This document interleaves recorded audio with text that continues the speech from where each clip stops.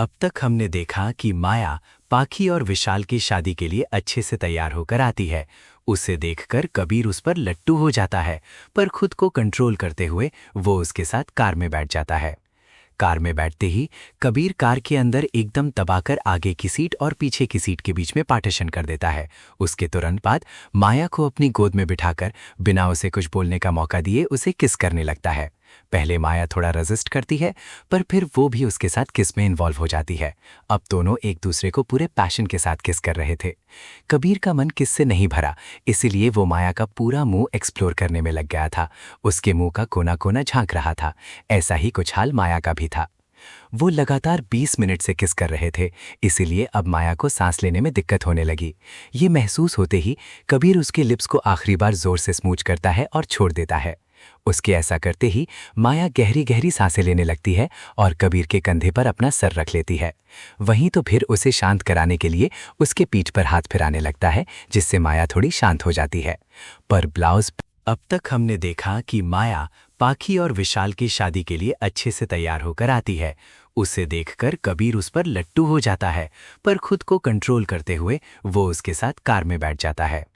Car में बैठते ही Kabir car के अंदर एकदम दबाकर आगे की सीट और पीछे की सीट के बीच में पार्टीशन कर देता है। उसके तुरंत बाद माया को अपनी गोद में बिठाकर बिना उसे कुछ बोलने का मौका दिए उसे किस करने लगता है। पहले माया थोड़ा रेजिस्ट करती है, पर फिर वो भी उसके साथ किस में इन्वॉल्व हो जाती है। अब दोनों एक दूसरे को पूरे पैशन के साथ किस कर रहे थे। कबीर का मन किस से नहीं भरा, इसीलिए वो माया का पूरा मुंह एक्सप्लोर करने में लग गया था। उसके मुंह का कोना कोना झांक रहा था। ऐसा ही कुछ हाल माया का भी था। वो लगातार 20 मिनट से किस कर रहे थे, इसीलिए अब माया को सांस लेने में दिक्कत होने लगी। ये महसूस होते ही कबीर उसके लिप्स को आखिरी बार जोर से स्मूच करता है और छोड़ देता है। उसके ऐसा करते ही माया गहरी गहरी सांसें लेने लगती है और कबीर के कंधे पर अपना सर रख लेती है। वहीं तो फिर उसे शांत कराने के लिए उसके पीठ पर हाथ फिराने लगता है, जिससे माया थोड़ी शांत हो जाती है। पर ब्लाउज बैकलेस था, कुछ डोरियों से बंधा हुआ था। इस वजह से कबीर के हाथ सीधा माया की पीठ को टच कर रहे थे। पहले तो वो माया को शांत कराने के लिए ये कर रहा था, पर धीरे धीरे जनाब की नीयत बिगड़ रही थी और इसका एहसास माया को हो गया था। इसीलिए वो अपनी सांसों को काबू करते हुए बोलती है, कबीर यहाँ नहीं, हम कार में हैं, आगे ड्राइवर और रजत बैठे हैं और हमें शादी भी अटेंड करनी है, प्लीज। कबीर उसकी बात सुनने की हालत में नहीं था। वो तो बस उसकी सॉफ्ट स्किन को फील करने में बिजी था। अचानक वो माया को पलट देता है, जिससे माया की पीठ उसके सामने आ जाती है। माया ने बालों का जुड़ा बनाया हुआ था, जिस वजह से उसकी वो खुली गोरी पीठ साफ देखी जा सकती थी। उसे देखते हुए कबीर ने एक झटके से ब्लाउज की डोरी खींची। पूरा ब्लाउज डोरियों पर बंधा हुआ था, इसीलिए ब्लाउज नीचे खिसक गया। माया की पकड़ कबीर के हाथ पर कस गई, जो उसके कमर पर था। वो कुछ कहती उससे पहले ही उसकी आंखें बंद हो गईं, क्योंकि कबीर के ठंडे होंठ उसे अपनी पीठ पर महसूस हो रहे थे। पहले तो कबीर बस किस कर रहा था, पर अब वो धीरे धीरे वहां पर लव बाइट्स भी दे रहा था, जिसकी वजह से माया सिसक रही थी और गाड़ी में होने की वजह से वो उन्हें दबाने की कोशिश कर रही थी। पर कबीर पूरी तरह से मदहोश होकर उसके बैक पर किस और लव बाइट कर रहा था, जिस वजह से माया ना चाहते हुए भी सिसक रही थी और खुद भी मदहोश हो रही थी। धीरे धीरे कबीर के हाथ जो उसके कमर को सहला रहे थे, वो धीरे धीरे उसके चेस्ट की ओर बढ़ने लगे। कबीर ने ब्लाउज के अंदर अपना हाथ डाला और उसके बूब्स को अपने हाथों में थाम लिया और धीरे धीरे सहलाने और प्रेस करने लगा। माया के बैक पर किस करते हुए अपनी वेट टंग वहां पर फिराने लगा। माया को अब ये सब बर्दाश्त नहीं हो रहा था, उसे बेचैनी हो रही थी। वो गहरी सांस लेकर कबीर के कानों में कहती है, कबीर प्लीज। उसकी आवाज और गर्म सांसें सुनकर कबीर रुकता है और उसके चेहरे को देखता है, जिस पर हल्का हल्का पसीना आने लगा था। ये देखकर कबीर खुद को रोक लेता है। उसके बाद उसे ठीक से फिर से अपनी गोद में बिठाकर उसका ब्लाउज फिर से ठीक से पहनाता है और उसका पल्लू भी ठीक कर देता है और अपना हाथ आगे बढ़ाकर उसके बाल ठीक करने लगता है। तभी माया कबीर से कहती है, अब मैं बाहर ऐसे जाऊं? तुम्हें कहा था ना रुक जाओ, पूरे पीठ पर लव बाइट्स हैं, सब लोग देखेंगे, कितना एम्बैरेस्ड फील होगा, मैं ऐसे नहीं जाऊंगी लोगों के सामने। ये सुनकर कबीर एक नज़र उसे देखता है और फिर उसकी आंखों में देखते हुए अपना हाथ पीछे ले जाकर उसके बंधे हुए बालों को खोल देता है, जिसके साथ उसके बाल खुलकर उसकी पूरी पीठ को ढक लेते हैं। ऐसा करने के बाद कबीर उसे देखता है और कहता है, और अब ठीक है? माया बस हाँ में अपना सर हिलाती है। उन दोनों के इस प्यार के चक्कर में कब वो वेडिंग वेन्यू पर पहुंच गए उन्हें समय का पता ही नहीं चला, और उन्हें वहां पहुंचे इतना समय हो गया था कि कार पार्क करने के बाद ड्राइवर और रजत कार से बाहर निकल गए थे और उनके कुछ बोलने का इंतजार कर रहे थे। जब माया को ये समझ आता है तो उसे बहुत शर्माने लगती है, उसका पूरा चेहरा शर्म से लाल हो जाता है। ऐसा शर्माते हुए देखकर कबीर उसके गालों पर हल्का सा किस करते हुए कहता है, तुम्हें इतनी शर्माने की जरूरत नहीं है, उन्हें पता है हम शादीशुदा हैं।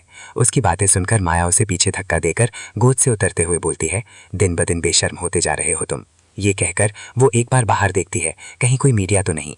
ऐसा नहीं था कि उसे उसका और कबीर का रिश्ता ओपन करने में कोई प्रॉब्लम थी, पर प्रॉब्लम इससे बड़ी थी। वो थी द कबीर कपूर का चेहरा।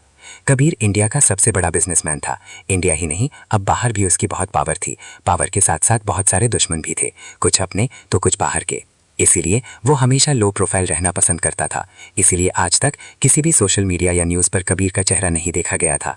आम जनता तो उसे पहचानती नहीं थी, उसका नाम सब जानते थे। हाँ, बस जो बड़े बड़े बिजनेसमैन थे जिनके साथ उसका बिजनेस था वही उसे जानते थे। इसीलिए माया कबीर को देखती है, जो उसके कुछ बोलने से पहले ही अपने चेहरे पर एक ब्लैक कलर का मास्क लगाकर बैठा हुआ था। उसके बाद दोनों कार से उतरते हैं और सीधा वेन्यू के अंदर जाने लगते हैं। इस दौरान बहुत सारे न्यूज़ रिपोर्टर और मीडिया वाले उनके फोटोज लेते हैं, पर वो माया के साथ आए उस इंसान को नहीं पहचान पा रहे थे। उन्होंने माया को रोकने की कोशिश की, पर जैसे ही वो एक कदम आगे बढ़ते, अचानक बहुत सारे बॉडीगार्ड्स वहां आ जाते हैं। वो चारों तरफ से माया और कबीर को एक दीवार की तरह घेर लेते हैं। मीडिया वाले वैसे तो किसी बॉडीगार्ड को ज्यादा भाव नहीं देते, पर उनके यूनिफॉर्म और उस पर लगे कपूर फैमिली के टैग को देखकर किसी में भी हिम्मत नहीं हुई कि वो आगे बढ़ें। बॉडीगार्ड्स की बदौलत वो आराम से होटल के अंदर एंटर करते हैं। जैसे ही वो अंदर आते हैं, वहां आए लोग उन्हें टुकुर टुकुर देखने लगते हैं। लड़कियां कबीर का चेहरा ना देखने के बावजूद भी उस पर मर रही थीं। उसकी पर्सनालिटी ही इतनी दमदार थी। वहीं लड़कों का भी यही हाल था। वो माया को देखकर आहें भर रहे थे, लेकिन जैसे ही उन्होंने उसके गले में मंगलसूत्र और मांग में सिंदूर देखा, उनके सपने टूट गए। विशाल के पापा ने माया को तुरंत पहचान लिया, इसलिए वो आगे बढ़कर उसे वेलकम करने आते हैं। कबीर का चेहरा मास्क की वजह से ना देख पाने के कारण वो कंफ्यूज हो जाते हैं। ये देखकर माया कहती है, ये मेरे पति हैं।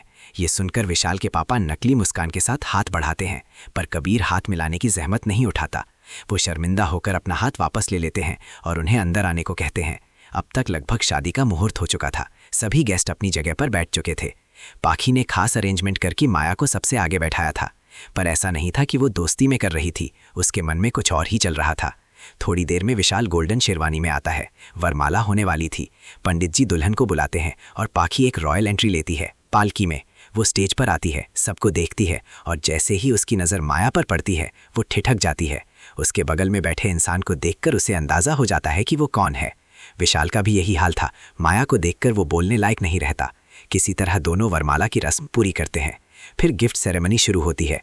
तभी एक नौजवान लड़का ब्लैक टक्सीडो में आता है और माइक उठाकर कहता है, आज की इस खूबसूरत शाम को और खूबसूरत बनाने के लिए मेरे पास आप सबके लिए खास गिफ्ट है। वो इशारा करता है और पीछे लगा बड़ा सा स्क्रीन ऑन हो जाता है। उस पर पाखी और विशाल की प्री वेडिंग और कॉलेज की रोमांटिक तस्वीरें चलने लगती हैं। सब लोग खुश थे, तारीफ कर रहे थे, सब कुछ परफेक्ट लग रहा था। लेकिन तभी अचानक कुछ ऐसा हुआ कि पूरे हॉल में सन्नाटा छा गया। लोग जो अभी तक मुस्कुरा रहे थे अचानक स्तब्ध रह गए, और पाखी जो अभी तक हंस रही थी, उसके चेहरे की मुस्कान एक पल में गायब हो गई।